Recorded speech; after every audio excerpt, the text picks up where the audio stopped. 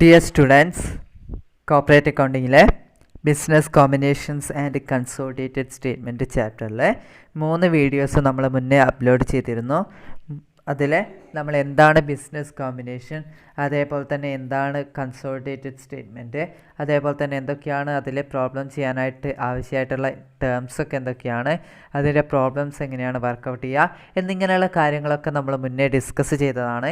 ഇനി അതിൻ്റെ കണ്ടിന്യൂസ് പാർട്ടാണ് നമ്മൾ ചെയ്യാൻ പോകുന്നത്. ഒരു ക്വസ്റ്റ്യൻ തന്നിട്ടുണ്ട്, എങ്ങനെ നമുക്കത് വർക്കൗട്ട് ചെയ്യാമെന്ന് നോക്കാം. X limited has owned 75% of the share capital of Y limited. The balance sheet of Y limited is given below. അതായത് ഇവിടെ നമുക്കൊരു ക്വസ്റ്റ്യൻ തന്നിട്ടുണ്ട്, അതിൽ പറയുന്നത് എന്താണ്? എക്സ് ലിമിറ്റഡ് എന്ന കമ്പനി വൈ ലിമിറ്റഡ് എന്ന കമ്പനിയുടെ 75% ഷെയർ ക്യാപിറ്റലും ഓൺ ചെയ്യുന്നുണ്ട്, സ്വന്തമാക്കിയിട്ടുണ്ട്, വാങ്ങിയിട്ടുണ്ട്. അപ്പോൾ ഇവിടുത്തെ അക്വയറർ ആരാണ്, അക്വയറി ആരാണെന്ന് നമുക്ക് മനസ്സിലാക്കാൻ പറ്റും ഈസി ആയിട്ട്. ആരാ ഇവിടുത്തെ അക്വയറർ? എക്സ് ലിമിറ്റഡ് ആണ് ഇവിടുത്തെ അക്വയറർ. അതായത് ഏറ്റെടുക്കുന്ന ആളാരാ? എക്സ് ലിമിറ്റഡ് ആണ്. വൈ ലിമിറ്റഡ് ആണ് ഇവിടുത്തെ അക്വയറി. ഇനി എന്താ പറഞ്ഞിട്ടുള്ളത്? വൈ ലിമിറ്റഡ് അല്ലെങ്കിൽ അക്വയറി കമ്പനിയുടെ ബാലൻസ് ഷീറ്റ് നമുക്ക് തന്നിട്ടുണ്ട്. അതിൽ എന്തൊക്കെ ഡീറ്റെയിൽസ് ആണ് തന്നിട്ടുള്ളത് എന്ന് നമുക്ക് നോക്കാം. ഫസ്റ്റ് തന്നിട്ടുള്ളത് അസറ്റ്സ് തന്നിട്ടുണ്ട്. അപ്പോൾ അസറ്റ്സിൽ fixed assets or non current asset എന്ന് പറഞ്ഞിട്ട് 5 lakh തന്നിട്ടുണ്ട്.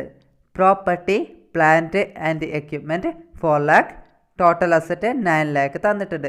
അപ്പോൾ ബാലൻസ് ഷീറ്റിലെ വൈ ലിമിറ്റഡിൻ്റെ ബാലൻസ് ഷീറ്റിലെ അസറ്റ് ഇത്രയാണ്. ഫിക്സഡ് അസറ്റ് 5 lakh ആണ്, പ്രോപ്പർട്ടി പ്ലാന്റ് എക്യുപ്മെൻറ്റ് 4 lakh ആണ്, ടോട്ടൽ അസറ്റായിട്ട് നമുക്ക് 9 lakh ആണ് തന്നിട്ടുള്ളത് എന്ന് പറഞ്ഞിട്ടുണ്ട്. Liabilities and equity. Share capital 60,000 equity shares of ₹10 each, 6 lakh. Retained earnings 1,20,000. Current liabilities 1,80,000. Total liabilities 9 lakh. അതായത് ലയബിലിറ്റീസ് ആൻഡ് ഇക്വിറ്റീസ് നമുക്ക് ഡീറ്റെയിൽസ് തന്നിട്ടുണ്ട്. ഷെയർ ക്യാപിറ്റൽ എന്ന് പറയുന്നത് 60,000 ഇക്വിറ്റി ഷെയർസിന് ഒരു ഷെയറിൻ്റെ വില 10 രൂപ വെച്ചിട്ട് 60,000 ഇക്വിറ്റി ഷെയർസ് ആ കമ്പനിയിലുണ്ട്. അപ്പോൾ ഷെയർ ക്യാപിറ്റലായിട്ട് 6 lakh rupees ആണുള്ളത്. റീറ്റെയിൻഡ് ഏർണിങ്സ് 1,20,000 ഉണ്ട്. കറണ്ട് ലയബിലിറ്റീസ് 1,80,000 ഉണ്ട്. ടോട്ടൽ ലയബിലിറ്റീസ് 9 lakh ഉണ്ട്. അപ്പോൾ നമ്മളോട് എന്താ അവിടെ കാണാൻ പറഞ്ഞിട്ടുള്ളതെന്ന് വെച്ചാൽ കാൽക്കുലേറ്റ് നോൺ കൺട്രോളിങ് ഇൻട്രസ്റ്റ്. ഇവിടെ നമ്മളോട് ചോദ്യത്തെ പറഞ്ഞിട്ടുള്ള കാൽക്കുലേറ്റ് ചെയ്യാൻ പറഞ്ഞിട്ടുള്ളത് നോൺ കൺട്രോളിങ് ഇൻട്രസ്റ്റ് ആണ്. അപ്പോൾ നോൺ കൺട്രോളിങ് ഇൻട്രസ്റ്റ് കാണാനുള്ള ഡീറ്റെയിൽസ് ഒക്കെ നമുക്ക് തന്നിട്ടുണ്ട്. എങ്ങനെയാണ് ചെയ്യാമെന്ന് നോക്കാം. നമ്മൾ സൊല്യൂഷൻ ചെയ്യുന്നതിന് മുന്നേ നമ്മൾ എന്ത് കാര്യം മനസ്സിലാക്കണം? ഇവിടെ നോൺ കൺട്രോളിങ് ഇൻട്രസ്റ്റ് ഉണ്ടോ ഇല്ലയോ എന്ന് നമ്മൾ ആദ്യം ഐഡൻറ്റിഫൈ ചെയ്യണം. അങ്ങനെ ഐഡൻറ്റിഫൈ ചെയ്യണമെങ്കിൽ നമ്മൾ ആദ്യമേ പറഞ്ഞിട്ടുള്ള കാര്യമാണ് എന്ത്, എങ്ങനെയാണ് നോൺ കൺട്രോളിങ് ഇൻട്രസ്റ്റ് ഉണ്ടോ ഇല്ലയോ എന്ന് മനസ്സിലാക്കുക. ഒരു കമ്പനിയുടെ 100% ഷെയർസും മറ്റൊരു കമ്പനി ഏറ്റെടുക്കുകയാണെങ്കിൽ അവിടെ ഒരിക്കലും എന്തുണ്ടാവില്ല? നോൺ കൺട്രോളിങ് ഇൻട്രസ്റ്റ് ഉണ്ടാവില്ല. പക്ഷേ അതിൻ്റെ നേരെ ഓപ്പോസിറ്റായിട്ട്, അതായത് ഒരു കമ്പനിയുടെ 50% ഷെയർസ് കൂടുതൽ ഒരു കമ്പനി ഏറ്റെടുക്കുകയാണ്, പക്ഷേ എന്താവുന്നില്ല? 100% ഷെയർസ് ആവുന്നില്ല. ആ കണ്ടീഷനിലാണ് എന്തുണ്ടാവുക? നോൺ കൺട്രോളിങ് ഇൻട്രസ്റ്റ് ഉണ്ടാവുക. അവിടെ ഔട്ട്സൈഡ് പാർട്ടീസ് ഉണ്ടാവുക. അപ്പോൾ അവരെയാണ് എന്ത് പറഞ്ഞിട്ടുള്ളത്? നോൺ കൺട്രോളിങ് ഇൻട്രസ്റ്റ് പാർട്ടീസ്, അതേപോലെ തന്നെ നോൺ കൺട്രോളിങ് ഇൻട്രസ്റ്റ് എന്ന് നമ്മൾ പറഞ്ഞിട്ടുള്ളത്. അപ്പോൾ ഇവിടെ തീർച്ചയായിട്ടും എത്ര പെർസെൻറ്റേജ് ഷെയർസാണ് അവർ അക്വയർ ചെയ്യുന്നതെന്ന് പറഞ്ഞിട്ടുള്ളത്? 75% ഷെയറാണ് അവർ അക്വയർ ചെയ്യുന്നതെന്ന് പറഞ്ഞിട്ടുണ്ട്. അപ്പോൾ തീർച്ചയായിട്ടും എന്തുണ്ട്? ഇവിടെ നോൺ കൺട്രോളിങ് ഇൻട്രസ്റ്റ് ഉണ്ട്, അല്ലെങ്കിൽ ഔട്ട്സൈഡ് പാർട്ടീസ് ഉണ്ട് എന്ന് നമുക്ക് ഐഡൻറ്റിഫൈ ചെയ്യാൻ പറ്റും. ഇനി എങ്ങനെ നമ്മൾ നോൺ കൺട്രോളിങ് ഇൻട്രസ്റ്റ് കാണും എന്ന് മനസ്സിലാക്കാം. നോൺ കൺട്രോളിങ് ഇൻട്രസ്റ്റ് കാണാൻ നമ്മൾ 3 ഇക്വേഷൻസ് പറഞ്ഞിരുന്നു. ഏതൊക്കെയായിരുന്നു അത്? ഒന്നാമത്തെ ഇക്വേഷൻ എന്ന് പറയുന്നത് share capital plus retained earnings into percentage of holdings. ഒന്നാമത്തെ ഇക്വേഷനായിട്ട് പറഞ്ഞിട്ടുള്ള share capital plus retained earnings into percentage of holdings. Second, non controlling interest equal to net assets acquired into percentage of holdings. ഒന്നാമത്തെ equation അല്ലെങ്കിൽ രണ്ടാമത്തെ ഇക്വേഷനായിട്ട് പറഞ്ഞിട്ടുള്ളത് net assets acquired into percentage of holdings. അതുമല്ലെങ്കിൽ രണ്ടാമത്തെ ഇക്വേഷനും അല്ലെങ്കിൽ മൂന്നാമതായിട്ട് ഒരു ഇക്വേഷൻ കൂടെ നമ്മൾ പറഞ്ഞിട്ടുണ്ട്. Non controlling interest equal to total amount of shares into percentage of holdings. ഇനി നമുക്ക് ഫസ്റ്റ് ഇക്വേഷൻ വെച്ചുകൊണ്ട് നമുക്ക് നോൺ കൺട്രോളിങ് ഇൻട്രസ്റ്റ് വർക്കൗട്ട് ചെയ്ത് നോക്കാം. Non controlling interest equal to share capital plus retained earnings into percentage of holdings. Share capital എത്രയാണ് നമുക്ക് question തന്നിട്ടുള്ളത്? എത്രയാ? 6 lakh ആണ് നമുക്ക് ഷെയർ ക്യാപിറ്റലിൻ്റെ എമൗണ്ട് തന്നിട്ടുള്ളത്. റീറ്റെയിൻഡ് ഏർണിങ്സ് 1,20,000 തന്നിട്ടുണ്ട്. അപ്പോൾ പെർസെൻറ്റേജ് ഓഫ് ഹോൾഡിങ്സ് എന്ന് വെച്ചാൽ എന്തായിരിക്കും? 75% ആണോ നമ്മളുടെ പെർസെൻറ്റേജ് ഓഫ് ഹോൾഡിങ്സ്, അല്ലെങ്കിൽ 25% ആണോ? ഇവിടെ ഔട്ട്സൈഡ് പാർട്ടീസിൻ്റെ ആണ് നമ്മൾ കാണുന്നത്, അതാണ് നോൺ കൺട്രോളിങ് ഇൻട്രസ്റ്റ്. അതുകൊണ്ട് തന്നെ നമ്മൾ ഏത് പെർസെൻറ്റേജ് ആണ് എടുക്കുക? ഔട്ട്സൈഡ് പാർട്ടീസിൻ്റെ പെർസെൻറ്റേജ്, അതായത് മൈനോറിറ്റി പെർസെൻറ്റേജ് ആണ് നമ്മൾ എടുക്കുക. അതായത് ഇവിടെ എത്ര എടുക്കുക? 25% ആണ് നമ്മൾ പെർസെൻറ്റേജ് ഓഫ് ഹോൾഡിങ്സ് ആയിട്ട് ഇവിടെ എടുക്കുക. അപ്പോൾ എങ്ങനെയാണ് നോക്കാം. Non controlling interest equal to 6 lakh plus 1,20,000 into 25/100 equal to 7,20,000 into 25/100 equal to എത്ര കിട്ടും? Non controlling interest equal to 7,20,000 into 25/100 equal to എത്ര കിട്ടും? Non controlling interest equal to 18,000 കിട്ടും. ഫസ്റ്റ് ഇക്വേഷൻ വെച്ച് ചെയ്തപ്പോൾ നമുക്ക് നോൺ കൺട്രോളിങ് ഇൻട്രസ്റ്റ് എന്ന് പറഞ്ഞിട്ട് 18,000 കിട്ടി. ഇനി നമുക്ക് സെക്കൻഡ് ഇക്വേഷൻ വെച്ച് ചെയ്ത് നോക്കാം. Non controlling interest equal to net assets acquired into percentage of holdings. Net assets acquired equal to total asset minus current liability. Net assets acquired കാണാനുള്ള ഇക്വേഷനാണ് total asset minus current liability. ഇവിടെ എത്രയാണ് total asset തന്നിട്ടുള്ളത്? 9 lakh ആണ് അല്ലേ? അപ്പോൾ total asset 9 lakh ആണ്. Current liability എത്രയാ? 1,80,000 ആണ്. അപ്പോൾ total asset minus current liability ആണ് നെറ്റ് അസറ്റ്സ് അക്വയർഡ് കിട്ടുക. Net assets acquired equal to 9 lakh minus 1,80,000 equal to net assets acquired equal to എത്ര കിട്ടുക? 7,20,000 കിട്ടും. അപ്പോൾ നമുക്ക് നെറ്റ് അസറ്റ്സ് അക്വയർഡ് കിട്ടി. നെക്സ്റ്റ് നോൺ കൺട്രോളിങ് ഇൻട്രസ്റ്റ് കാണണം. അപ്പോൾ net assets acquired into percentage of holdings. Non controlling interest equal to 7,20,000 into 25/100 equal to എത്ര കിട്ടും? 18,000 കിട്ടും. നോൺ കൺട്രോളിങ് ഇൻട്രസ്റ്റ് സെക്കൻഡ് മെത്തേഡിൽ നമുക്ക് 18,000 തന്നെയാണ് കിട്ടുക. നെക്സ്റ്റ് മൂന്നാമത്തെ ഇക്വേഷൻ കൂടി അപ്ലൈ ചെയ്ത് നോക്കിയാൽ എങ്ങനെയാണ് നോൺ കൺട്രോളിങ് ഇൻട്രസ്റ്റ് കിട്ടുക എന്ന് നോക്കാം. അപ്പോൾ non controlling interest equal to total amount of shares into percentage of holdings. Total amount of shares equal to share capital plus retained earnings. Total amount of shares equal to 6 lakh plus 1,20,000 equal to 7,20,000 ആണ് total amount of shares കിട്ടുക. നമ്മൾ first പഠിച്ചിട്ടുള്ള ഇക്വേഷനും അതേപോലെ തന്നെ തേർഡായിട്ട് നമ്മൾ ചെയ്തിട്ടുള്ള ഇക്വേഷനും ഒരുവിധം സെയിം തന്നെയാണ്, ചെറിയ വ്യത്യാസങ്ങൾ മാത്രമേ ഉള്ളൂ. Non controlling interest equal to total amount of shares into percentage of holdings. 7,20,000 into 25/100 NCI equal to last എത്ര കിട്ടും? 18,000 കിട്ടും. അപ്പോൾ നമുക്ക് ഫസ്റ്റ് ഇക്വേഷനും സെക്കൻഡ് ഇക്വേഷനും തേർഡ് ഇക്വേഷനും വെച്ച് നമ്മൾ പ്രോബ്ലംസ് വർക്കൗട്ട് ചെയ്തു. ഇതേപോലെയുള്ള ഒരു ക്വസ്റ്റ്യൻ കൂടി നമുക്ക് വർക്കൗട്ട് ചെയ്ത് നോക്കാം. C limited acquired 60% of the share capital of D limited. The balance sheet of D limited is given below. ഇവിടെ നമുക്ക് ക്വസ്റ്റ്യൻ പറയുന്നുണ്ട് എന്ത്? സി ലിമിറ്റഡ് എന്ന കമ്പനി ഡി ലിമിറ്റഡ് എന്ന കമ്പനിയുടെ 60% ഷെയർ ക്യാപിറ്റലും വാങ്ങിക്കുന്നുണ്ട്, അക്വയർ ചെയ്യുന്നുണ്ട്, ഏറ്റെടുക്കുന്നുണ്ട്. അപ്പോൾ നമുക്ക് പ്രോബ്ലം ചെയ്യാനായിട്ടുള്ള ഡീറ്റെയിൽസ് ഒക്കെ തന്നിട്ടുണ്ട്. എങ്ങനെയാണ് ചെയ്യാമെന്ന് നോക്കാം. ഇവിടുത്തെ അക്വയറർ ആരാണ്? അക്വയറി ആരാണ്? സി ലിമിറ്റഡ് ആണ് ഇവിടുത്തെ അക്വയറർ, ഡി ലിമിറ്റഡ് ആണ് ഇവിടുത്തെ അക്വയറി. അപ്പോൾ അക്വയറി കമ്പനിയുടെ അതായത് ഡി ലിമിറ്റഡിൻ്റെ ബാലൻസ് ഷീറ്റ് നമുക്ക് തന്നിട്ടുണ്ട്. എന്തൊക്കെയാണുള്ളതെന്ന് നോക്കാം. അസറ്റ്സിൽ fixed asset or non current asset 5 lakh, current assets 3 lakh, total assets 8 lakh. Fixed asset നമുക്ക് 5 lakh തന്നിട്ടുണ്ട്, കറൻറ്റ് അസറ്റ് 3 lakh തന്നിട്ടുണ്ട്, ടോട്ടൽ അസറ്റ് എന്ന് പറയുന്നത് 8 lakh rupees ആണ്. ലാബിലിറ്റീസ് ആൻഡ് ഇക്വിറ്റി തന്നിട്ടുണ്ട്. Share capital ₹10 each 4 lakh. Reserves and surplus or retained earnings 1,50,000. Current liabilities 2,50,000. Total liabilities 8 lakh. നമുക്ക് ലാബിലിറ്റീസും ഇക്വിറ്റീസിൻ്റെ ഐറ്റംസ് തന്നിട്ടുണ്ട്. ഷെയർ ക്യാപിറ്റൽ എന്ന് പറയുന്നത് ഒരു ഷെയറിന് 10 രൂപ വെച്ചിട്ട് 4 lakh ആണ് ഷെയർ ക്യാപിറ്റലായിട്ട് പറയുന്നത്. റിസർവ്സ് ആൻഡ് സർപ്ലസ് അല്ലെങ്കിൽ റീറ്റെയിൻഡ് ഏർണിങ്സ് എന്ന് പറഞ്ഞിട്ട് 1,50,000 പറഞ്ഞിട്ടുണ്ട്. Current liabilities 2,50,000. ടോട്ടൽ ലാബിലിറ്റീസ് എന്ന് പറയുന്നത് 8 lakh. അപ്പോൾ നമ്മളോട് കാണാൻ വേണ്ടിയിട്ട് പറഞ്ഞിട്ടുള്ള കാൽക്കുലേറ്റ് നോൺ കൺട്രോളിങ് ഇൻട്രസ്റ്റ് ആണ് ഇവിടെ നമ്മളോട് കാണാൻ വേണ്ടിയിട്ട് പറഞ്ഞിട്ടുള്ള, കണ്ടുപിടിക്കാൻ വേണ്ടി പറഞ്ഞിട്ടുള്ള നോൺ കൺട്രോളിങ് ഇൻട്രസ്റ്റ് ആണ്. എങ്ങനെയാണ് കാണാമെന്ന് നോക്കാം. നേരത്തെ ചെയ്ത അതേ മോഡൽ തന്നെയാണ്, മാറ്റങ്ങളൊന്നുമില്ല. നമുക്ക് ചെയ്യുന്നത് എങ്ങനെയാണെന്ന് നോക്കാം. Non controlling interest equal to share capital plus retained earnings into percentage of holdings. Share capital എത്രയാണ് ഇവിടെ തന്നിട്ടുള്ളത്? 4 lakh rupees ആണ് ഷെയർ ക്യാപിറ്റൽ തന്നിട്ടുള്ളത്.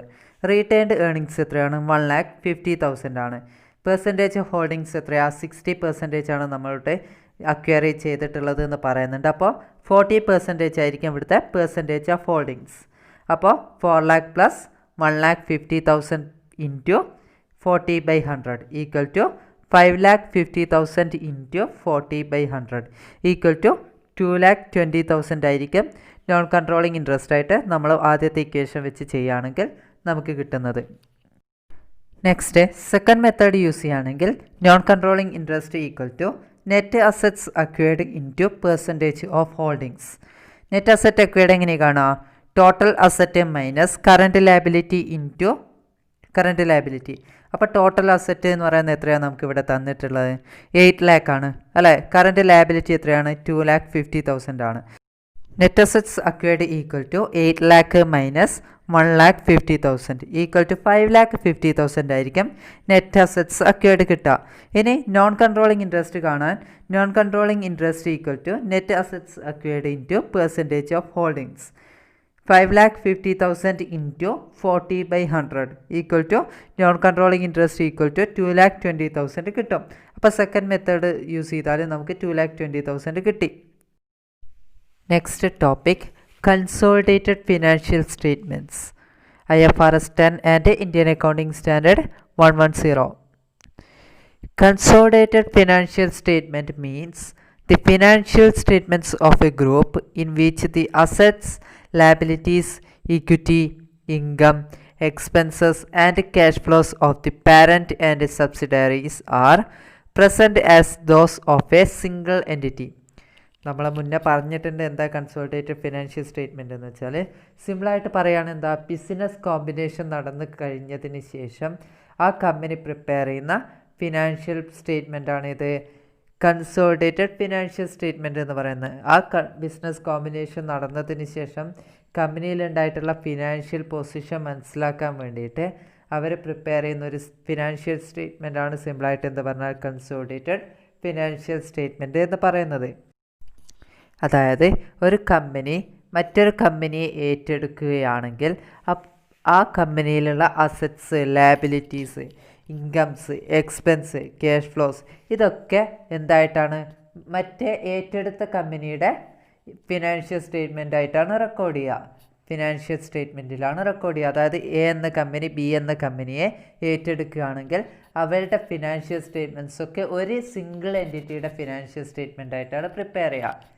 ഒരു കമ്പനി മറ്റൊരു കമ്പനിയെ ഏറ്റെടുക്കുകയാണെങ്കിൽ ഫിനാൻഷ്യൽ സ്റ്റേറ്റ്മെൻറ്റ്സ് പ്രിപ്പയർ ചെയ്യുമ്പോൾ ഒരു കമ്പനിയുടെ ഫിനാൻഷ്യൽ സ്റ്റേറ്റ്മെൻ്റ് ആയിട്ടാണ് ഒരുമിച്ചാണ് പ്രിപ്പയർ ചെയ്യുക. അപ്പോൾ എ എന്ന കമ്പനി ബി എന്ന കമ്പനിയെ ഏറ്റെടുക്കുകയാണെങ്കിൽ ബി എന്ന കമ്പനിയിലുള്ള അസറ്റ്സും ലയബിലിറ്റീസും ഇക്വിറ്റീസും ഇൻകംസും എക്സ്പെൻസും ഇതൊക്കെ എ എന്ന കമ്പനിയുടെ എക്സ്പെൻസും അസറ്റ്സ് ലയബിലിറ്റീസ് ആയിട്ട് കൺസിഡർ ചെയ്തുകൊണ്ട് ഒരു ഫിനാൻഷ്യൽ സ്റ്റേറ്റ്മെൻറ്റ്സാണ് നമ്മൾ പ്രിപ്പയർ ചെയ്യുക. അങ്ങനെ ഉണ്ടാക്കുന്ന ഫിനാൻഷ്യൽ സ്റ്റേറ്റ്മെൻറ്റിനെയാണ് നമ്മൾ എന്താ പറയുക കൺസോളിഡേറ്റഡ് ഫിനാൻഷ്യൽ സ്റ്റേറ്റ്മെൻറ്റ് എന്ന് പറയുക. അതായത് എ എന്ന കമ്പനി ബി എന്ന കമ്പനി ഏറ്റെടുക്കുമ്പോൾ ആ രണ്ട് കമ്പനീസും ഒരുമിച്ചൊരു ഫിനാൻഷ്യൽ സ്റ്റേറ്റ്മെൻറ്റ്സാണ് പ്രിപ്പയർ ചെയ്യുക. It refers to the combined or aggregated financial statements of a parent company or acquirer company and its subsidiary company or acquiring company. It is shown these are the financial statements of a group presented as those of a single enterprise. Consolidated financial statement എന്ന് വെച്ചാൽ parent കമ്പനിയുടെയും അതായത് acquirer കമ്പനിയുടെയും subsidiary കമ്പനിയുടെയും അതായത് അക്വയറി കമ്പനിയുടെയും combined ആയിട്ടുള്ള അല്ലെങ്കിൽ aggregate ആയിട്ടുള്ള financial സ്റ്റേറ്റ്മെൻറ്റ്സിനെയാണ് നമ്മൾ എന്താ പറയുക, കൺസോളിഡേറ്റഡ് ഫിനാൻഷ്യൽ സ്റ്റേറ്റ്മെൻറ്റ് എന്ന് പറയാം. പേരൻറ്റ് കമ്പനിയും സബ്സിഡറി കമ്പനിയും ഒന്നായതിന് ശേഷം, കൂടിച്ചേർന്നതിന് ശേഷം അവരെ പ്രിപ്പയർ ചെയ്യുന്ന ഒരു ഫിനാൻഷ്യൽ സ്റ്റേറ്റ്മെൻറ്റ്, രണ്ട് പേർക്കും കൂടി ഒരു ഫിനാൻഷ്യൽ സ്റ്റേറ്റ്മെൻറ്റ്സ് പ്രിപ്പയർ ചെയ്യുകയാണെങ്കിൽ അതിന് നമുക്ക് എന്താ പറയാം, കൺസോളിഡേറ്റഡ് ഫിനാൻഷ്യൽ സ്റ്റേറ്റ്മെൻറ്റ് എന്ന് പറയാം. Next, important definitions of consolidated financial statements. അതിലൊന്നാമത്തെ ടേമാണ് group. Group means parent and each subsidiary. Group എന്ന് വെച്ചാൽ പാരൻറ്റ് കമ്പനിയെയും സബ്സിഡറി കമ്പനിയെയും ഒരുമിച്ച് വിളിക്കുന്ന പേരാണെന്ത്, ഗ്രൂപ്പ് എന്ന് പറയുന്നത്. Next, parent company. Parent is an entity that controls one or more entity. Parent company എന്ന് വെച്ചാൽ ഏത് കമ്പനിയാണോ ഒന്നോ അതിലധികമോ കമ്പനീസിൻ്റെ കൺട്രോൾ ഏറ്റെടുക്കുന്നത് അവരെയാണ് നമ്മൾ എന്ത് പറയുക, പാരൻറ്റ് കമ്പനി എന്ന് പറയാം. ഏത് കമ്പനിയാണോ ഒന്നോ അതിൽ അധികമോ കമ്പനീസിനെ കൺട്രോൾ ചെയ്യുന്നത് അവരെയാണ് നമ്മൾ എന്ത് പറയുക, പാരൻറ്റ് കമ്പനി എന്ന് പറയാം. പാരൻറ്റ് കമ്പനിയെ നമ്മൾ അക്വയറർ കമ്പനി എന്ന് പറയാറുണ്ട്. Next, subsidiary company. Subsidiary company is an entity that is controlled by another entity. ഏത് കമ്പനിയാണോ കൺട്രോൾ ചെയ്യപ്പെടുന്നത്, ഏത് കമ്പനിയാണോ മറ്റൊരു കമ്പനിയിൽ നിന്നും കൺട്രോൾ ചെയ്യപ്പെടുന്നത് ആ കമ്പനിയാണ് നമ്മൾ എന്താ പറയുക, സബ്സിഡറി കമ്പനി എന്ന് പറയാം. സബ്സിഡറി കമ്പനിയെ നമ്മൾ അക്വയറി കമ്പനി എന്നും വിളിക്കാറുണ്ട്. If the parent company have purchased 100% equity shares of the subsidiary is called wholly owned subsidiary. അതായത് ഒരു പാരൻറ്റ് കമ്പനി മറ്റൊരു സബ്സിഡറി കമ്പനിയുടെ 100% ഷെയർസും അക്വയർ ചെയ്യാണ് അല്ലെങ്കിൽ പർച്ചേസ് ചെയ്യാണ്. അത്തരം കണ്ടീഷനിൽ ആ സബ്സിഡറി കമ്പനിയെ നമ്മൾ വിളിക്കുന്ന പേരാണ് എന്ത്, ഹോളി ഓൺഡ് സബ്സിഡറി. അതായത് ഒരു കമ്പനി മറ്റൊരു അക്വയറി കമ്പനിയുടെ 100% ഷെയർസ് വാങ്ങുന്നുണ്ടെങ്കിൽ അത്തരം അക്വയറി കമ്പനി അല്ലെങ്കിൽ സബ്സിഡറി കമ്പനിയെ നമ്മൾ എന്ത് വിളിക്കും, ഹോളി ഓൺഡ് സബ്സിഡറി എന്ന് വിളിക്കും. Next, preparation of consolidated statement of financial position or balance sheet. The investment in shares or subsidiary company by the parent company replaced by the assets and liabilities of the subsidiary company. അതായത് parent company subsidiary കമ്പനീനെ purchase ചെയ്യുന്ന ടൈമിൽ invest ചെയ്യും, ഷെയർസിൽ invest ചെയ്യും. ആ amount അവർ parent company replace ചെയ്യാമെന്ന് വെച്ചാൽ എങ്ങനെയാണ്, സബ്സിഡറി കമ്പനിയുടെ അസറ്റ്സും ലയബിലിറ്റീസും വെച്ചിട്ടാണ് പാരൻറ്റ് കമ്പനി ഇൻവെസ്റ്റ് ചെയ്തിട്ടുള്ള എമൗണ്ട് റീപ്ലേസ് ചെയ്യാറുള്ളത്.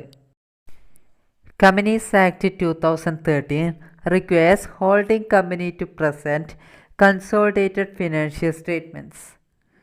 കമ്പനീസ് ആക്ട് 2013 പ്രകാരം തീർച്ചയായിട്ടും ഒരു കമ്പനി മറ്റൊരു കമ്പനി ഏറ്റെടുക്കുകയാണെങ്കിൽ, അക്വയർ ചെയ്യുന്നുണ്ടെങ്കിൽ അവിടെ തീർച്ചയായിട്ടും എന്ത് പ്രിപ്പയർ ചെയ്യണം, കൺസോളിഡേറ്റഡ് ഫിനാൻഷ്യൽ സ്റ്റേറ്റ്മെൻറ്റ്സ് പ്രിപ്പയർ ചെയ്യണം. Consolidated balance sheet show all assets and liabilities of the parent and subsidiary. The except the cost of investment in subsidiary company shown in asset side is cancelled with the share capital of the subsidiary company and retained earnings of subsidiary company also not considered. അതായത് consolidated balance sheet prepare ചെയ്യുമ്പോൾ നമ്മൾ cost of investment എന്ന് പറഞ്ഞ item തന്നിട്ടുണ്ടാവും. Balance ഷീറ്റിലെ asset സൈഡിലെ subsidiary കമ്പനിയുടെ asset സൈഡിൽ record ചെയ്യുന്നതാണ് ഇത്, കോസ്റ്റ് ഓഫ് ഇൻവെസ്റ്റ്മെൻറ്റ് എന്ന് പറഞ്ഞിട്ടൊരു ഐറ്റം. അതായത് നമ്മൾ സബ്സിഡറി കമ്പനിയെ വാങ്ങിക്കുമ്പോൾ നമ്മൾ ഇൻവെസ്റ്റ് ചെയ്തിട്ടുള്ള എമൗണ്ട് ആണ് എന്ത്, കോസ്റ്റ് ഓഫ് ഇൻവെസ്റ്റ്മെൻറ്റ് എന്ന് പറയുന്നത്. ആ കോസ്റ്റ് ഓഫ് ഇൻവെസ്റ്റ്മെൻറ്റ് ഒഴികെയുള്ള ബാക്കി എല്ലാ അസറ്റ്സും ലയബിലിറ്റീസും നമ്മൾ കൺസോളിഡേറ്റഡ് ബാലൻസ് ഷീറ്റിൽ റെക്കോർഡ് ചെയ്യണം. ഏതൊക്കെ ഒഴികെ, കോസ്റ്റ് ഓഫ് ഇൻവെസ്റ്റ്മെൻറ്റ് ഒഴികെ. അതിൻ്റെ കൂടെ എന്തും ഒഴിവാക്കണം, സബ്സിഡറി കമ്പനിയുടെ ഷെയർ ക്യാപിറ്റലും റീറ്റേൺഡ് ഏർണിങ്സും നമ്മൾ കൺസിഡർ ചെയ്യാൻ പാടില്ല. നമ്മൾ ബാലൻസ് ഷീറ്റ് പ്രിപ്പയർ ചെയ്യുമ്പോൾ, കൺസോളിഡേറ്റഡ് ബാലൻസ് ഷീറ്റ് പ്രിപ്പയർ ചെയ്യുമ്പോൾ അസറ്റ് സൈഡിലുള്ള സബ്സിഡറി കമ്പനിയുടെ ഇൻവെസ്റ്റ്മെൻറ്റ്, കോസ്റ്റ് ഓഫ് ഇൻവെസ്റ്റ്മെൻറ്റ് നമ്മൾ എക്സംപ്റ്റ് ചെയ്യും, ഒഴിവാക്കും. അതേപോലെ തന്നെ ഷെയർ ക്യാപിറ്റലും റീറ്റെയിൻഡ് ഏണിങ്സും, സബ്സിഡറി കമ്പനിയുടെ ഷെയർ ക്യാപിറ്റലും റീറ്റെയിൻഡ് ഏണിങ്സും നമ്മൾ കൺസിഡർ ചെയ്യില്ല. അതൊഴികെയുള്ള ബാക്കി എല്ലാ അസറ്റ്സും ലയബിലിറ്റീസും നമ്മൾ കൺസോളിഡേറ്റഡ് ബാലൻസ് ഷീറ്റ് പ്രിപ്പയർ ചെയ്യുമ്പോൾ റെക്കോർഡ് ചെയ്യണം. നമ്മൾ കൺസോളിഡേറ്റഡ് ബാലൻസ് ഷീറ്റ് പ്രിപ്പയർ ചെയ്യുമ്പോൾ നമ്മൾ ശ്രദ്ധിക്കേണ്ട കുറച്ച് കാര്യങ്ങളുണ്ട്. അത് നോട്ടായിട്ട് റെക്കോർഡ് ചെയ്ത് വെക്കുക. First point, in consolidated balance sheet cannot record the share capital and retained earnings of acquiring company or subsidiary company. First point എന്ന് പറയുന്നത് കൺസോളിഡേറ്റഡ് ബാലൻസ് ഷീറ്റിലെ അക്വയറി കമ്പനിയുടെ ഷെയർ ക്യാപിറ്റലും റീറ്റെയിൻഡ് ഏണിങ്സും കാണിക്കാൻ പാടില്ല, റെക്കോർഡ് ചെയ്യാൻ പാടില്ല. അതായത് ഒന്നാമത്തെ നോട്ട് ചെയ്യേണ്ട പോയിൻ്റ് എന്ന് വെച്ചാൽ കൺസോളിഡേറ്റഡ് ബാലൻസ് ഷീറ്റ് പ്രിപ്പയർ ചെയ്യുന്ന ടൈമിൽ അക്വയറി കമ്പനിയുടെ, അതായത് സബ്സിഡറി കമ്പനിയുടെ ഷെയർ ക്യാപിറ്റലും റീറ്റെയിൻഡ് ഏണിങ്സ് നമ്മളെ കൺസോളിഡേറ്റഡ് ബാലൻസ് ഷീറ്റിൽ കാണിക്കാൻ പാടില്ല.